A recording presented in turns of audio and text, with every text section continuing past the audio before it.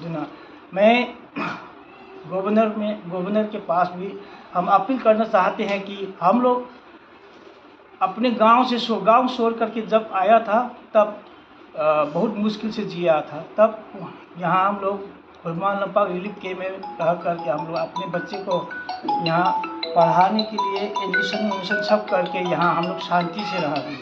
अभी इस बीच में देखिए, पहले जो पढ़ा था उसी स्कूल छोड़ करके दूसरे स्कूल में एडमिशन करना पड़ा तो कर दिया। तब से आज तक हम लोग बच्चे को इधर ही पढ़ा करके अपने देखभाल सब इधर ही करके हम लोग आराम से जी रहा है। फिर ये जगह छोड़ करके दूसरी जगह पर फिर हम लोग को जाने के लिए कहेंगे तो बच्चे को बर्बाद कर देंगे, जैसे कि पूरा बच्चे बर्बाद हो जाएगा। इसलिए हो सके तो हम लोग को इधर ही रहने दो। और देखिए, जब एकेडमिक ईयर पूरा कंप्लीट नहीं हुआ, जब देखिए अभी अक्टूबर हो चुका है, नवंबर दिसंबर में तो हो जाएंगे। फिर इस बीच में हम लोग बच्चे को शिफ्ट करेंगे तो हम लोग कैसे करेंगे? बच्चे को पूरा बिगड़ा हुआ जैसे लगेगा।